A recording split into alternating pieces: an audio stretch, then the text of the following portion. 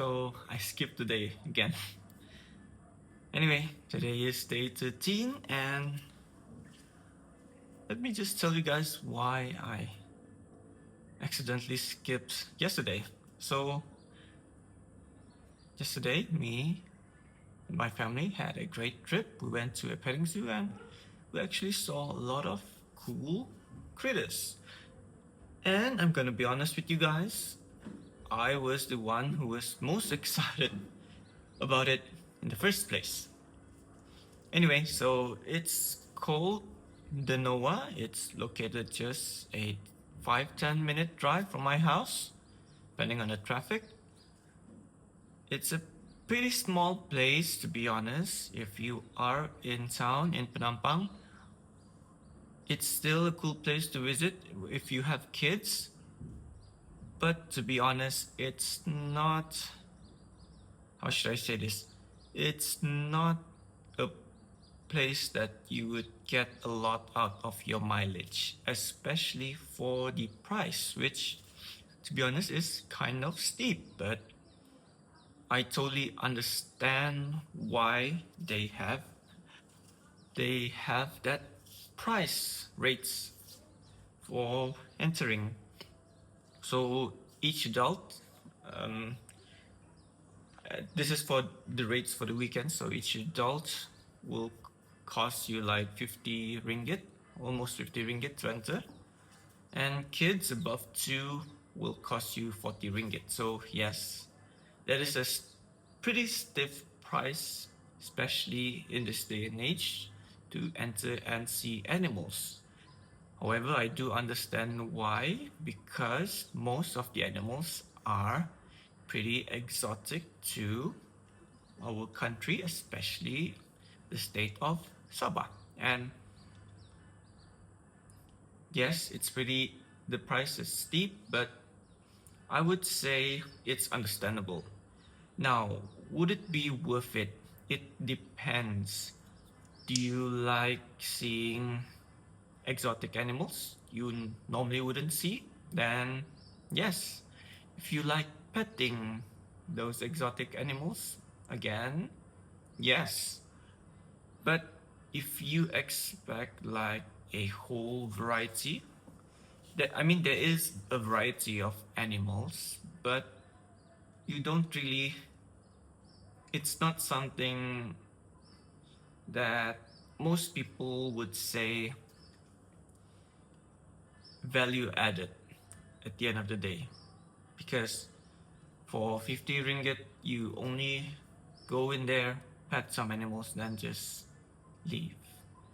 But I'm just gonna tell you guys that my experience was pretty good, to be honest. Or at least after the first quarter of the visit, because I'm not gonna lie, it was pretty underwhelming at first.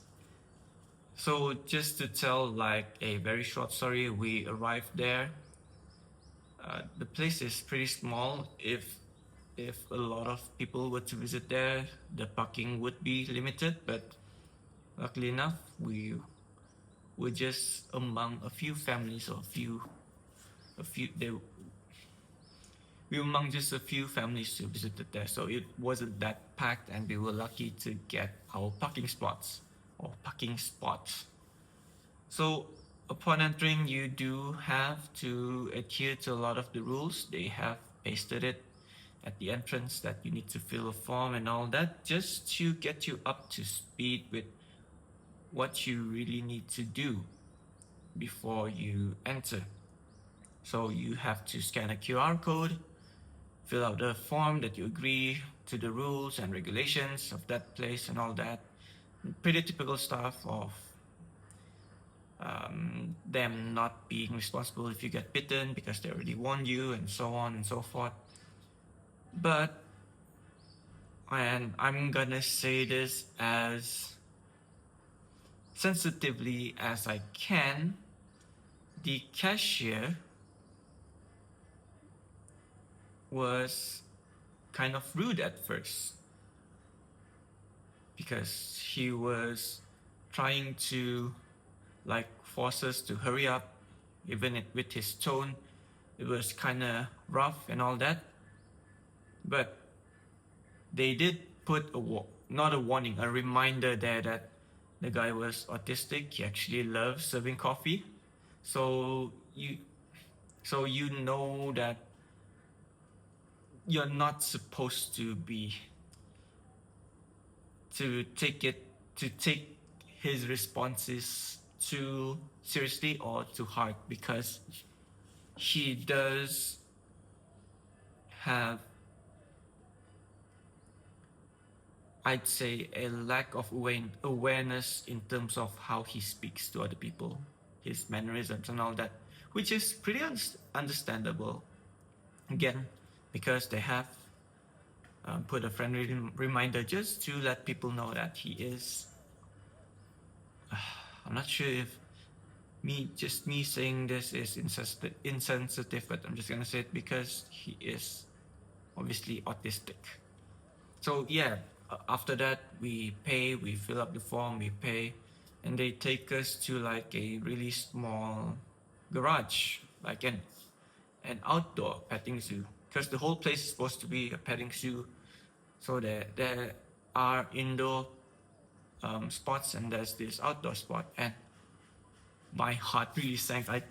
Because they only had 2 capybaras, which was again pretty cool at that already, and they had some caged bunnies and caged ducks. And as soon as when I saw those animals, I thought that this was it. There were no animals, nothing else, and my heart completely sank because I thought that I completely wasted money visiting this place. Anyway, I just tried to think positively and just enjoyed petting the capybaras, which was really fun. But their fur were honestly really rough. They weren't like aggressive, they were really cute. They were really timid. Not timid as in they're scared, but they were just really quiet. They would just sit there, maybe contemplate life or what. I'm not sure. Anyway, one of them was swimming, the other one just chilling, eating his food. So we pet them, and the fur was really rough. And I honestly thought that the fur would be softer, but yeah, who would have thought, right? Anyway, so we played with the bunnies for a bit. Then the attendant said, "Oh, if you're happy here, you can go to the next place." And then my heart just, I was just like, "Oh, there's a next place." I thought this was it. I was prepared to be disappointed. I was prepared to complain to my wife. So the next spot, they had meerkats, they had raccoons, which I was really excited to see. They even had prairie dogs, hamsters, guinea pigs. But again, I was really excited for the raccoons, to be honest, because when you consume a lot of media, see a lot of memes about raccoons and all that, you would get pretty excited to actually see one in person and actually pet one in person. And both of them were really, really fat and fluffy. Their fur were really soft. You could actually pet them. I was scared for me and my family, especially my son, that the raccoons would bite and, diseases, right? But thankfully, they didn't bite. Thankfully, they were really awesome too. They were friendly, although they were a bit scared of people, to be honest. They scurried along doing the raccoon stuff and all that. However, I didn't see them do the washing their food kind of thing, so that was kind of disappointing.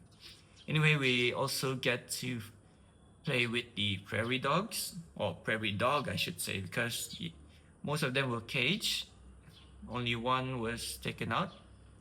I guess it's because for safety as well. Even when the meerkats, or one of the meerkats, were out, the raccoons were put back into their room, just for the safety of the animals and for the safety of the people there as well. So yeah, I got to carry the meerkat as well. It was really nice. I really liked the experience, enjoyed the experience. Oh, and I also brought along my camera with me to take some pictures. Most of them didn't turn out great, but I did get some keepers overall, and I'm pretty happy with it. So that's that about my photography. Anyway, continuing on, my son fed the prairie dog. He was just so cute that his little hands trying to force feed, not actually force feed, but the when the prairie dog was still eating, he was forcing the prairie dog to take the other food that he got. So it was kind of cute. And then we moved on to the next section of the place. But before that, I actually saw a peacock, which was really beautiful. It didn't have its tail out, but just seeing it on its perch with the tail down was satisfying enough. And I got some really cool pictures from the peacock as well. So yeah, again, pretty much happy with it. Next, we went to see the chinchilla section. I guess there was a weasel. I didn't see any signage of what that animal was, but I guess it was a weasel. But we couldn't really pet it because, yeah, maybe weasels are a bit more dangerous compared to the chinchilla, which was awesome because the chinchilla was just quietly sitting on my forearm the whole time I was in that section, and it was pretty soft as well. My son and my wife were I don't know, focused on the bunnies for some reason. After that, there was the reptile section as well. Also some hedgehogs and some owls. And to be honest, I always thought all owls would sound like how you would imagine them sounding, like hoot hoot. But this owl was clearly screeching, and I'm not sure if it's uncomfortable or what, but it was screeching from now and then, like every few minutes or every few seconds it would screech. But they were really cute as well. Super big eyes and all that. They were they really looked like the eyes from your typical owl plushie with those big, bright, and shining eyes, to be honest. And they were really cute. Unfortunately, they were just in their cages and we could only see them from outside. I got some really good shots of the owls as well, so pretty psyched about that. Anyway, the reptiles, I was the only one petting the reptiles. My wife was scared of them and she wanted our son to try and like pet them as well, but our son was pretty cautious, and the way he tried to pet it was like a brief like this, so pretty scared that it would hurt the reptiles as well, so didn't force him to pet the reptiles as a whole. But I got to hold a gecko, which was pretty awesome. I got to hold, I'm not sure what it's called. It's kind of like a very sharp spiny lizard. But it was pretty awesome, and again, it was pretty sharp. We got to see a very big iguana as well, and yeah, it's pretty awesome. Then lastly, we also got to see a pretty large snake, but I wasn't prepared to hold it at the time, so yeah, kind of skipped on that. After that, we could have just chilled there and maybe had some coffee, but I don't know. It wasn't really a cool place. Not saying it's not a good place to chill, but the vibe is just a petting zoo vibe, and then the place to chill and have your coffee. I'm not gonna say it's bad, but it's not the best place to chill with a family, if you know what I mean. Overall, it's a pretty fun experience. Rates pretty high, but understandable. The animals were cool, they were soft, they were very fun to play with and pet. But would I go there again with new people? Maybe. But we're bringing back my wife and kid. I'd say it's a pretty one and done kind of experience.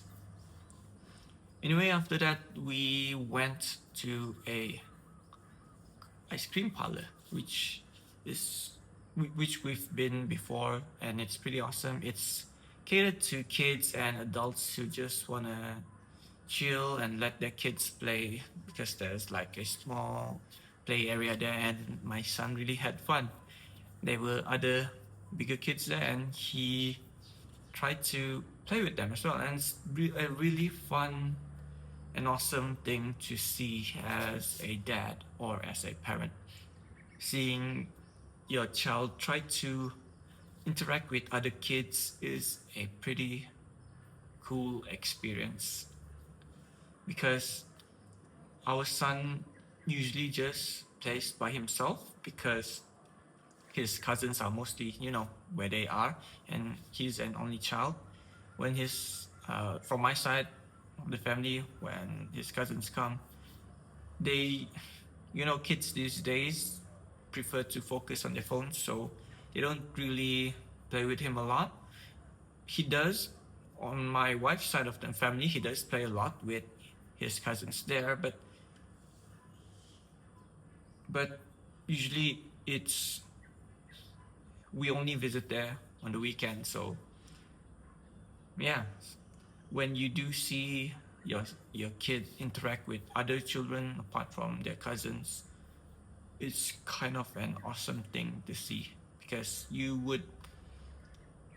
I was super curious how he would react. So I'm glad that he reacted positively. He didn't like throw a tantrum, or he didn't like try to take toys from other kids as well.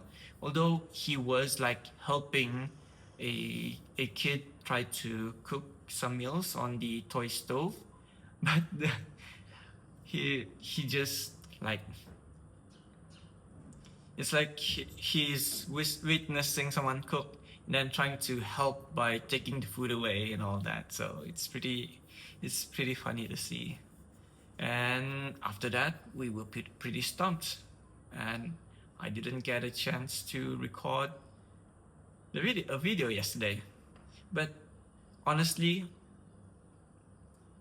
having the opportunity to spend time with my family is pretty awesome, and I wouldn't mind skipping a day just so that I could spend that time with them. And that's something all of us need to think of, I guess, because I know work is important, and I know some of us have a lot of work to do, but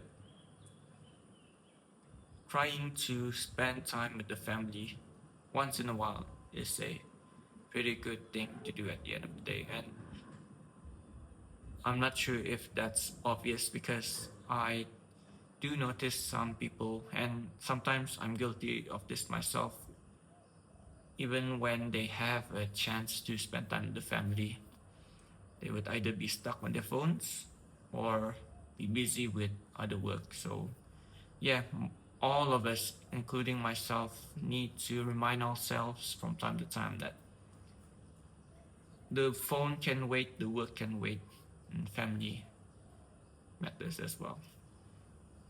And I guess that's the theme.